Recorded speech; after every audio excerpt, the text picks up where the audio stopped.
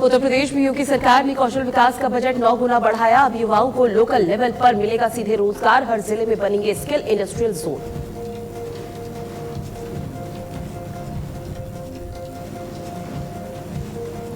अयोध्या मामले पर एसआईटी की समय सीमा खत्म हुई है। अगले 24 घंटे में एसआईटी सौंप सकती है सरकार को रिपोर्ट। जांच में खुलेंगे कई अहम सुराग।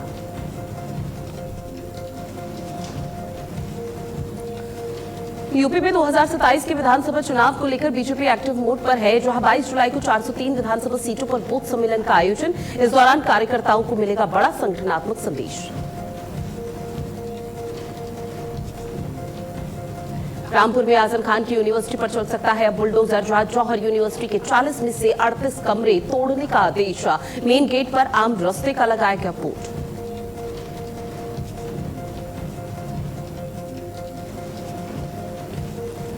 और ईरान में घुसने की तैयारी में जुटी है अमेरिकी सेना। जो जंग को लेकर डोनाल्ड ट्रंप का सबसे बड़ा ऐलान। कहा जमीनी जंग का काउंटडाउन शुरू।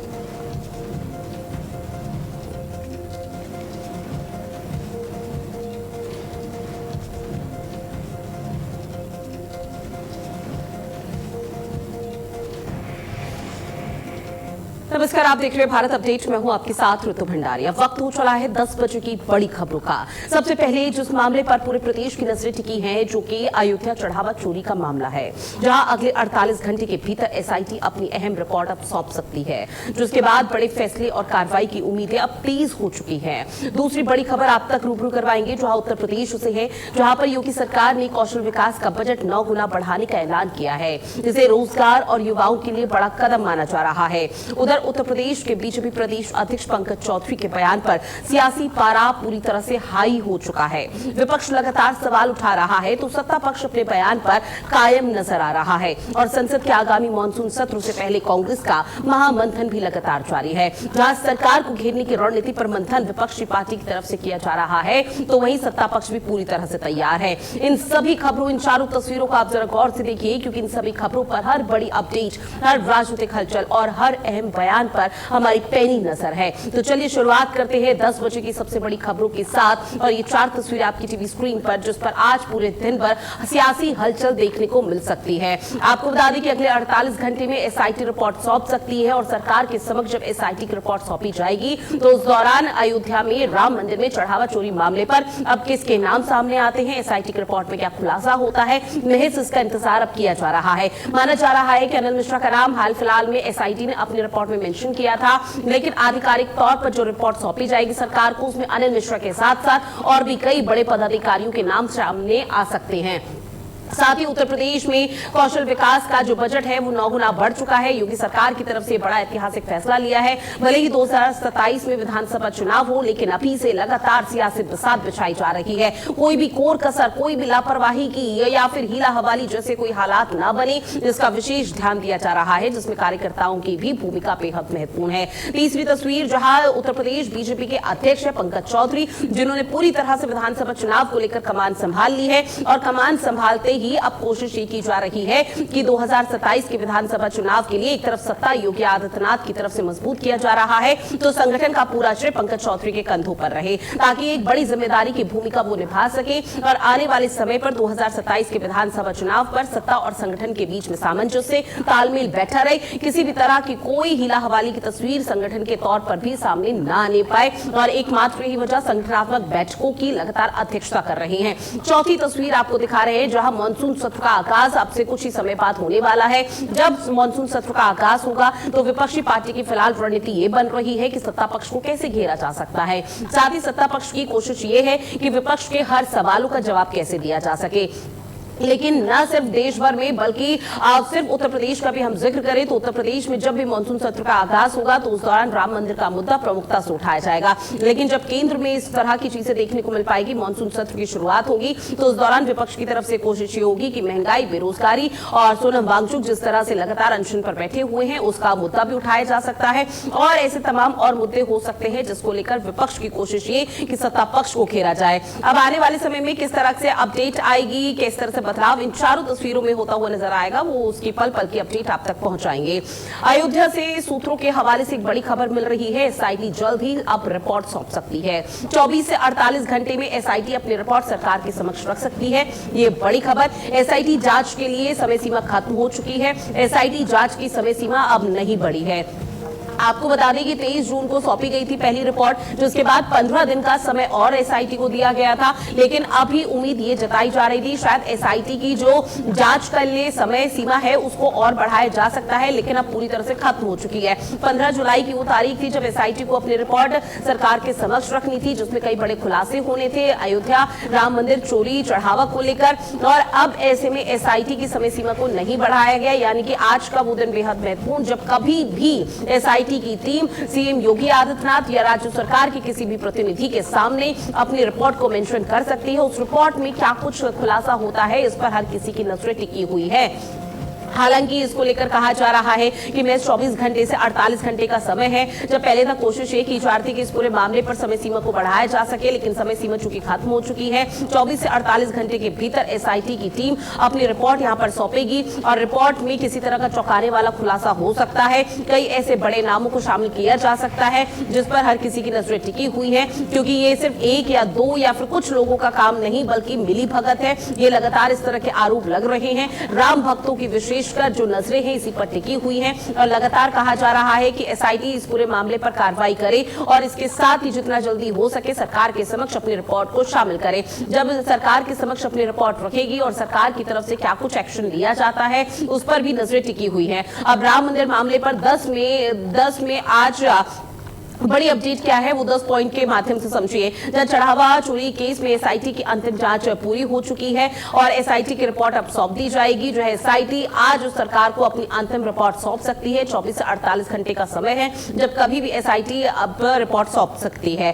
चढ़ावा चोरी केस में आज कई अहम सुराग मिल सकते हैं, कई राज खुल सकते हैं। राम मंदिर ट्रस्ट के खातों पर अब रोजाना यहाँ पर कड़ी निगरानी होती हुई नजर आएगी। साथ ही दान प्रसाद और आय व्यय का अब दैनिक ऑडिट और मिलान भी होना है। इसके साथ ही आपको बताते चले कि मंदिर में रविवार को चढ़ावे की गणना नहीं होगी। जो सभी वहां पर गणना कर्मचारी हैं उनको साप्ताहिक तौर पर अवकाश दिया जाएगा। संडे को साप्ताहिक तौर पर फिलहाल कोशिश ये कि यहां पर छुट्टी दी जाए। टिन्नू यादव, सुभाष श्रीवास्तव की 14 घंटे की रिमांड यहां पर पुलिस की बढ़ाई गई है। आरोपी लव कुश मिश्रा पर ईडी का शिकंजा कस सकता है, जिसके माध्यम से कहा जा रहा है कि इस पूरे मामले पर एक तरफ हर किसी को इंतजार एसआईटी की रिपोर्ट का है, तो दूसरी तरफ लगातार कानूनी प्रक्रिया आगे बढ़ाई जा रही है। वो इसलिए कि किस तरह से न सिर्फ टिन्नू यादव बल्कि सुभाष मिश्रा और भी तमाम जो आरोपी हैं उनके लिए भी यहाँ पर जो अहम चीजें हैं वो सामने आ सके और इसके साथ ही वो चौंकाने वाला खुलासा हो सके कि आखिर इनका मास्टरमाइंड है कौन, क्योंकि मास्टरमाइंड को लेकर अभी तक किसी भी तरह का कोई खुलासा होता हुआ नजर नहीं आया है। लेकिन लगातार कोशिश ये की जा रही है समिति की तरफ से कि जो बदलाव हुए हैं उस बदलाव के दौरान ऐसी नजीर पेश की जाए ताकि इस तरह के घटनाक्रम की जो चोरी की वारदात यहां पर हुई है तो उसको अंजाम न दिया जाए, क्योंकि सभी धार्मिक स्थलों पर अब प्रश्न चिन्ह यहां पर उठ रहे हैं, सवाल खड़े हो रहे हैं, कटघरे में यहां पर खड़े हैं और उसी को लेकर लगातार पूछा जा रहा है कि आखिर अब कब तक एक्शन लिया जाएगा, क्योंकि राम मंदिर चढ़ावा चोरी जांच निर्णायक दौर में पहुंच चुकी है और कोशिश अभी यही है कि जल्द से जल्द एसआईटी यहां पर अपनी रिपोर्ट सौंपे और रिपोर्ट सौंपने के बाद जो भी बड़ा एक्शन हो वो एसआईटी की तरफ से भी लिया जाए, लेकिन राज्य सरकार की तरफ से भी निर्देश जल्द से जल्द दिया जाए, क्योंकि महापाप का हिसाब होना बहुत जरूरी है। पाई पाई का जवाब राम भक्त पूछ रहे हैं। 24 से 48 घंटे का समय होगा जब यहां पर आपको बता दें समय सीमा खत्म हो जाएगी और समय सीमा चूंकि वैसे भी खत्म ही हो चुकी है, क्योंकि 15 जुलाई की तारीख थी जब एसआईटी को अपनी रिपोर्ट यहां पर मेंशन करनी थी, शामिल करनी थी, पेश भी करनी थी,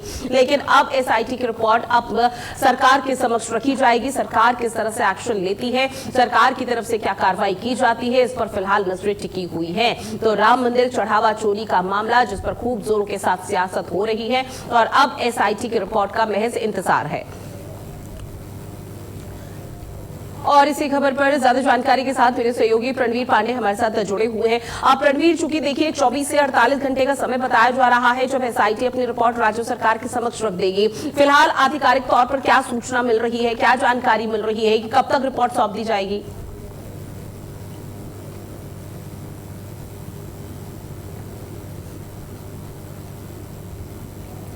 रणवीर, आवाज पहुंच रही है आप तक? और देखिए, राम मंदिर मामले को लेकर लगातार आप तक जानकारी साझा कर रहे हैं कि किस तरह से चीजें लगातार आगे बढ़ रही हैं, और ऐसे में आपको बता दें कि इस पूरे मामले को लेकर अब कोशिश यही की जा रही है कि एसआईटी की रिपोर्ट जल्द से जल्द यहां पर सौंपी जाएगी सरकार के समक्ष, और बहुत बड़ा खुलासा शायद हो सकता है। लेकिन एसआईटी की रिपोर्ट जब सरकार के समक्ष रखी जाएगी तो महज 24 से 48 घंटे का समय यहाँ पर बताया जा रहा है। जब सरकार के पास ये एसआईटी की रिपोर्ट आएगी, गहनता से स्टडी की जाएगी, एसआईटी के अधिकारियों से बातचीत की जाएगी, तो उस दौरान भी माना जा रहा है कि किसी भी तरह की कोई स्थिति यहाँ पर देखने को मिल सकती है। फिलहाल अभी तक कोई खास जानकारी सामने नहीं आई है कि एसआईटी की रिपोर्ट कब तक सामने आएगी, लेकिन जब भी एसआईटी की रिपोर्ट रखी जाएगी उसके बाद ही शायद यह स्थिति क्लियर हो पाएगी, क्योंकि एक बहुत बड़ा पाप हुआ है। और राम मंदिर में जो अभी तक की स्थिति देखने को मिल पाई है, चाहे दान प्रसाद या चढ़ावा चोरी के मामले को लेकर, उसमें एसआईटी लगातार कार्रवाई कर रही है, क्योंकि 20 जुलाई की तारीख होगी जब सुप्रीम कोर्ट में सुनवाई होगी। सुप्रीम कोर्ट भी इस पूरे मामले को लेकर अपनी यहाँ पर बारीकी से जब यहाँ पर सारे पहलू रखे जाएंगे, सभी साक्ष्यों को रखा जाएगा, उसी को आधार बनाकर, और माना जा रहा है कि एसआईटी की रिपोर्ट जो आज पेश होनी है उसको भी आधार बनाते हुए किसी तरह से सुप्रीम कोर्ट में सुनवाई होगी। और सुनवाई का जब सिलसिला देखने को मिलेगा तो सुनवाई के दौरान शायद किसी तरह की महत्वपूर्ण और सुप्रीम फैसला सुप्रीम कोर्ट की तरफ से भी सुनाया जा सकता है। 22 जुलाई को फिर समिति की यहाँ पर एक बड़ी बैठक होनी है। रणवीर, मेरे सहयोगी एक बार फिर से हमारे साथ जुड़े हुए हैं। रणवीर, 24 से 48 घंटे का समय महज बचा हुआ है जब एसआईटी अपनी रिपोर्ट सरकार के समक्ष रख देगी, इसको लेकर क्या अपडेट आपके पास?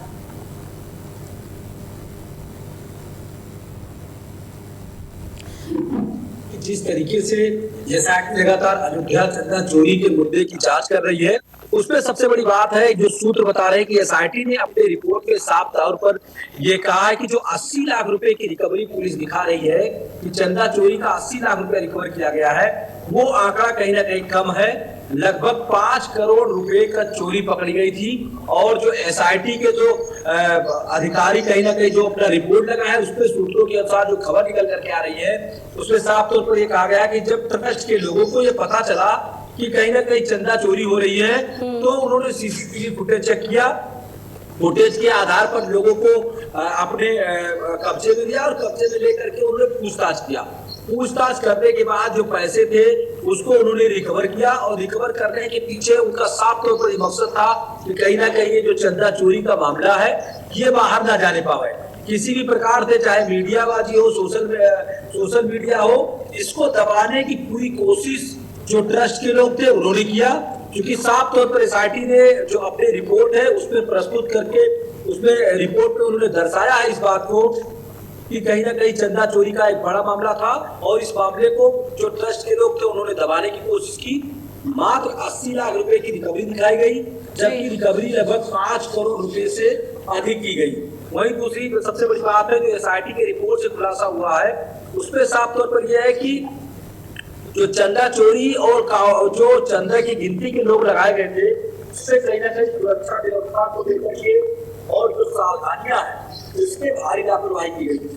जो उसकी सतर्कता था, जो उस पर पहले बैठ करके जमीन पे गिनते थे, उसके बाद कुर्सी पे बैठ कर काउंटिंग शुरू हो गई, उसको एसआईटी ने प्रमुखता के आधार पर दिखाया है। दूसरा सबसे बड़ी बात जो स्कैनिंग मशीन, सबको स्कैन किया जाएगा, तब उसके बाद में वो वहां से निकल सकते हैं। यानी कि जांच पड़ताल से लेकर के जो गाड़ियों का वेरिफिकेशन था कि गाड़ियों की स्कैनिंग होगी, तमाम ऐसे मुद्दे हैं, तमाम ऐसे पॉइंट हैं जो एसआईटी ने अपने रिपोर्ट में जो है दर्शाया है, उसको लिखा है। चंदा के चोरी प्रकरण लेकर के जो उसकी काउंटिंग थी उसको लेकर के ट्रस्ट के लोगों ने उसमें भारी लापरवाही की, और उसके बाद जब चोरी का खुलासा हुआ तब उसको कहीं ना कहीं दबाने की कोशिश की गई। दूसरा सबसे बड़ी बात है जो माल रिकवरी से लेकर के जो गाड़ी रिकवरी की गई, जो लैंड का वो हुआ। ठीक है रणवीर, अब एसआईटी की टीम जब रिपोर्ट सौंपेगी उस दौरान क्या खुलासा होगा, इस पर भी नजर टिकी हुई है। बहरहाल जानकारी साझा की उसके लिए बहुत शुक्रिया आपका।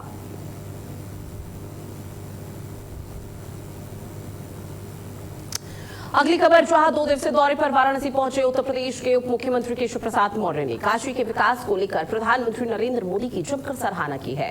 उन्होंने कहा कि प्रधानमंत्री नरेंद्र मोदी प्रधानमंत्री बनने के बाद से काशी का लगातार विकास हुआ है। केशव प्रसाद मौर्य ने बताया कि वरुणा और गंगा नदी पर करीब 25,000 करोड़ रुपए की लागत से बनने वाले एलिवेटेड रोड से शहर को जाम से राहत मिलेगी और पर्यटन को बढ़ावा मिलेगा। उन्होंने कहा कि बाबा काशी विश्वनाथ के दर्शन के लिए आने वाले श्रद्धालुओं की यात्रा अब और अधिक सरल और सुगम और बेहतर होगी। इसके साथ ही उन्होंने प्रधानमंत्री नरेंद्र मोदी का आभार भी व्यक्त किया है। तो वाराणसी पहुंचे डिप्टी सीएम केशव प्रसाद मौर्य जहां मीडिया से जब रूबरू हुए तो तमाम बातों को लेकर, तमाम मुद्दों को लेकर उन्होंने अपनी यहां पर बात रखी है। इसके साथ ही उन्होंने कहा कि प्रधानमंत्री नरेंद्र मोदी का मैं आभार व्यक्त करता हूं। जब से वो प्रधानमंत्री बने हैं उसके बाद से लगातार डबल इंजन की सरकार ने कई विकास के बेहतर पटकथा उत्तर प्रदेश में लिखी है। हृदय से आभार है क्योंकि जब से माननीय श्री नरेंद्र मोदी जी काशी के सांसद बनने के बाद देश के प्रधानमंत्री बने हैं, मैं वहाँ काशी में देखा हूँ जो कांग्रेस और सपा बसपा की सरकारों के समय की थी, और मैं वर्तमान की काशी देख रहा हूँ जो माननीय प्रधानमंत्री जी के नेतृत्व और मार्गदर्शन में, मुख्यमंत्री योगी आदित्यनाथ जी के नेतृत्व में जो इस समय काशी है, यहाँ आने के बाद लोगों को लगता है कि वास्तव में बाबा विश्वनाथ जी की नगरी में आए हैं। 25,000 करोड़ की यह सौगात के लिए मैं काशी वासियों को बहुत बधाई देता हूँ। इसमें काशी ही नहीं, काशी है, चंदौली है, गाजीपुर है, जो आस पड़ोस के जिले हैं उनको भी इसका बहुत व्यापक लाभ होने वाला है। मैं बहुत हृदय से स्वागत करता हूँ और काशी वासियों को बधाई देता हूँ। माननीय प्रधानमंत्री जी के प्रति हृदय से आभार। साथ ही कौशाम्बी में बीट पुलिसिंग को और प्रभावी बनाने के लिए पुलिस ने एक बड़ी पहल की है। जो है एसपी सत्यनारायण ने बीट आरक्षियों की समीक्षा को लेकर एक बैठक की और बीट बुक हर हाल में अपडेट रखने के निर्देश जारी कर दिए हैं। साथ ही आपको बता दें कि एसपी ने अपराधी, हिस्ट्री शीटर, संवेदनशील स्थानों की पूरी जानकारी दर्ज करने के साथ ही यक्ष ऐप पर 100% और समयबद्ध फीडिंग सुनिश्चित करने के निर्देश दिए हैं। उन्होंने आम जन से बेहतर संवाद और हर सूचना पर त्वरित कार्रवाई कर हर भरोसा जताते हुए कहा है और जोर देते हुए कहा कि सक्रिय बीट पुलिसिंग ही अपराध नियंत्रण की सबसे बड़ी मजबूत कड़ी है।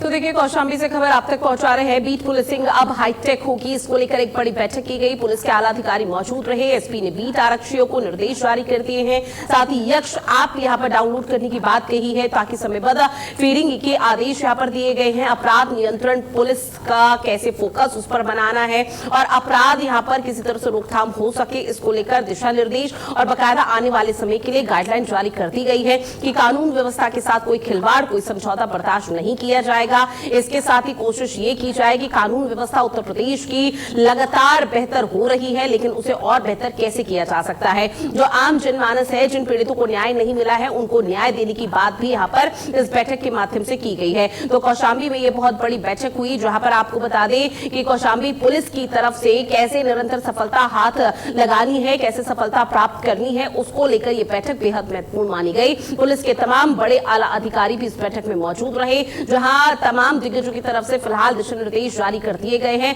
कि कानून व्यवस्था को कैसे बेहतर करना है।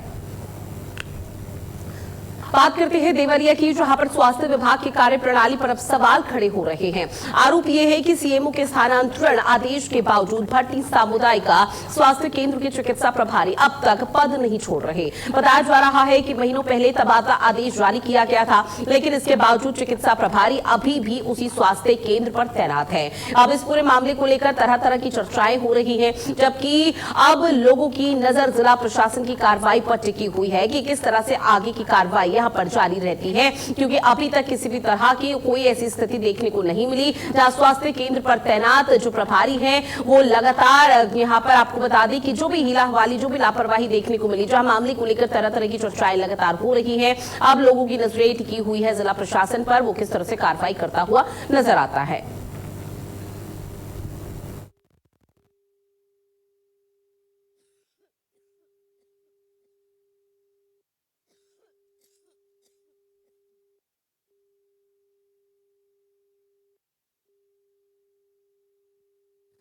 और देखिए तबादले के बाद भी प्रभारी लगातार जमे हुए हैं और उसको लेकर लगातार कोशिश की जा रही है कि अब जिला प्रशासन क्या एक्शन लेता है। मिर्जापुर में गुरुवार तड़के एक भीषण सड़क हादसे में 3 लोगों की मौके पर ही दर्दनाक मौत हो गई, जबकि 2 लोग गंभीर रूप से घायल बताए जा रहे हैं। जहां वाराणसी से सोनभद्र जा रहा एक ट्रक टायर फटने के बाद अनियंत्रित होकर सड़क किनारे बने मकान में घुस जाता है। आपको बता दें कि हादसे के बाद इलाके में चीख पुकार मचा हुआ है और पुलिस ने स्थानीय लोगों की मदद से राहत और बचाव कार्य चलाया। गंभीर घायलों को वाराणसी ट्रॉमा सेंटर रेफर कर दिया गया है। हादसे से नाराज ग्रामीणों ने शक्तिनगर मार्ग जाम कर दिया है और पुलिस से उनकी झड़प भी हो गई है। स्थिति को नियंत्रित करने के लिए पुलिस ने बल प्रयोग किया, जहां प्रदर्शन के दौरान थाना प्रभारी की गाड़ी भी क्षतिग्रस्त कर दी गई है। और ये तस्वीरें आपको दिखा रहे हैं मिर्जापुर की, जहां एक दर्दनाक सड़क हादसा हुआ, उसके बाद 3 लोगों की मौके पर मृत्यु होगी, जबकि 2 लोग गंभीर रूप से घायल बताए जा रहे हैं, जिनका इलाज अस्पताल में जारी है। लेकिन जिन 3 लोगों की मृत्यु हुई है, उनके जो परिजन है, उनके जो अभिभावक है, वो अब नाराज है और लगातार ये गुहार पुलिस से लगा रहे हैं कि इस पूरे मामले पर त्वरित एक्शन लिया जाए, तुरंत कार्रवाई की जाए। जो भी यहाँ पर दोषी है, जिसने ये बड़ा हादसा जिसको अंजाम दिया गया है, उसको जेल की सलाखों के पीछे डाला जाए। और इसी को लेकर उन्होंने पूरा हाईवे जाम कर दिया। जहां पर सूचना मिलते ही पुलिस मौके पर पहुंची, लोगों को समझाने का प्रयास किया गया, लेकिन लोगों की समझ में नहीं आया, जिसके बाद पुलिस को बल प्रयोग करना पड़ा। और ऐसे में न सिर्फ कुछ ग्रामीण और इसमें घायल हुए हैं, बल्कि पुलिस की गाड़ी भी क्षतिग्रस्त हुई है और बेकाबू ट्रक किस तरह से घुसा और बकायदा एक घर में भी घुस गया, जिसमें कई लोग गंभीर रूप से घायल बताए जा रहे हैं।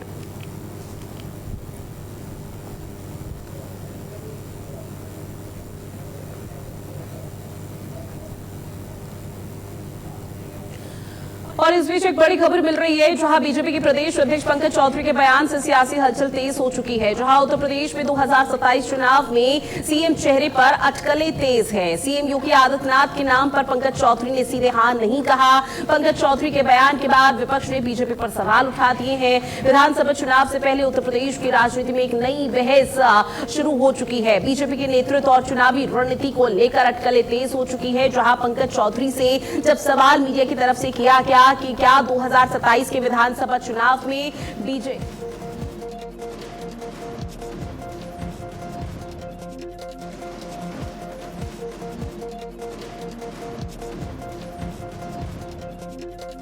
की तरफ से जब सवाल पूछा गया कि क्या पंकज चौधरी सोचते हैं कि 2027 के विधानसभा चुनाव में मुख्यमंत्री का चेहरा कौन होगा, तो इसको लेकर उन्होंने सीधे सीधे कुछ नहीं कहा, लेकिन जिस तरह से घुमा फिरा के जवाब दिया तो उन्होंने योगी आदित्यनाथ का भी नाम नहीं लिया है।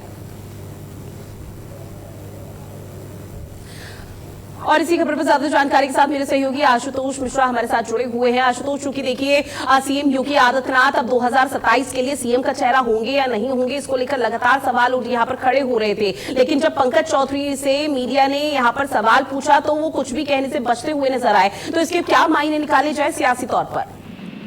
देखिए ऋतु, 2027 के चुनाव में बहुत ज्यादा वक्त नहीं है और ऐसे में जब उत्तर प्रदेश भारतीय जनता पार्टी के मुखिया से ये सवाल किया गया कि क्या 2027 के चुनावों में उत्तर प्रदेश के मुख्यमंत्री योगी आदित्यनाथ ही चेहरा होंगे, उन्हीं के चेहरे पे चुनाव लड़ा जाएगा, तो इस बात को उन्होंने बड़ा ही अपने तरीके से कहा कि देखिए भारतीय जनता पार्टी कोई परिवारवादी पार्टी नहीं है। भारतीय जनता पार्टी के जो शीर्ष नेता हैं नरेंद्र मोदी जी है, इसके अलावा गृह मंत्री अमित शाह, नितिन नवीन राष्ट्रीय अध्यक्ष हैं, यानी कि भारतीय जनता पार्टी में कोई एक व्यक्ति निर्णय नहीं ले सकता है, ये सामूहिक रूप से निर्णय लिया जाता है। उन्होंने इस तरह से बयान को जब दिया तो उसके कई सियासी मायने निकल के आ गए। अब ये कहा जा रहा है जो विपक्ष है वो लगातार इस बात को हवा दे रहा है। उसका मानना यह है कि 2027 में योगी चेहरा नहीं होंगे, ऐसा नैरेटिव सोशल मीडिया और तमाम जगह फैला फैलाने की कोशिश की जा रही है।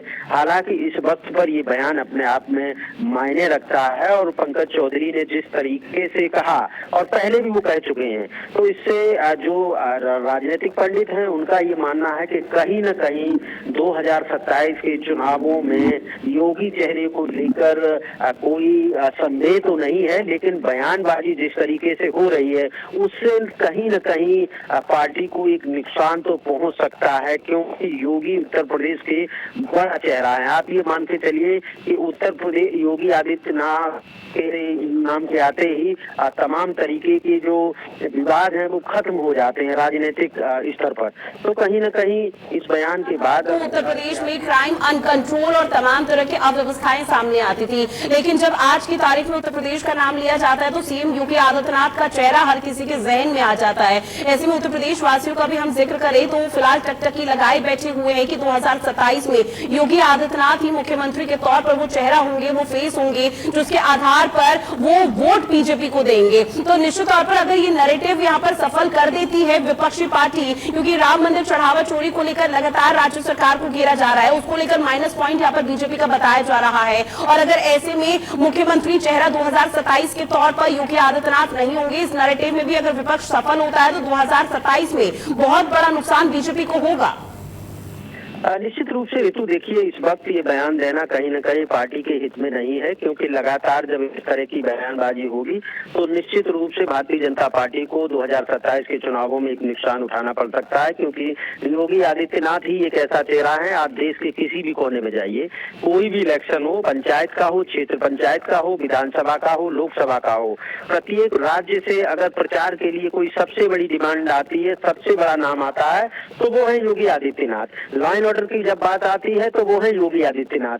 आप ये समझिए, अभी अयोध्या का मसला चला, जिस तरीके से चंदा चोरी के आरोप लगे विपक्ष द्वारा, उसके बाद किस तरीके से एक रोड मैप तैयार किया गया। हालांकि योगी आदित्यनाथ ने अयोध्या पहुंचे और उन्होंने कहा कि हमको 15 दिन का वक्त दीजिए, 15 दिन में तस्वीर साफ हो जाएगी, और आपने देखा तो इस तरीके से उसमें जुड़े लोगों पर कार्रवाई हुई, 8 लोगों को जेल भेजा गया और ट्रस्ट से जुड़े लोगों को इस्तीफा देना पड़ा। ये छोटी बात नहीं है। योगी आदित्यनाथ ने साफ कर दिया कि अगर उत्तर प्रदेश के अंदर कोई भी कानून व्यवस्था के साथ खिलवाड़ करेगा तो वो बख्शा नहीं जाएगा। और जब ये तस्वीर लोगों के सामने चलती है, लोगों की आंखों के सामने, जब बात उत्तर प्रदेश की आती है, जब बात उत्तर प्रदेश सरकार की आती है, तो योगी आदित्यनाथ का चेहरा सामने होता है। और उस वक्त जब किसी पार्टी के बड़े पदाधिकारी, पंकज चौधरी भारतीय जनता पार्टी के मुखिया, लेकर सियासी मायने के तौर पर किस तरह से विपक्षी पार्टी या सत्ता पक्ष के बीच में जुबानी जंग छिड़ती है, वो देखना बेहद महत्वपूर्ण है। बहरहाल जानकारी साझा की उसके लिए बहुत शुक्रिया आपका। और चलिए इस बुलेटिन में इतना ही। देश और दुनिया की बड़ी खबरों के लिए आप बने रहिएगा भारत अपडेट के साथ। नमस्कार।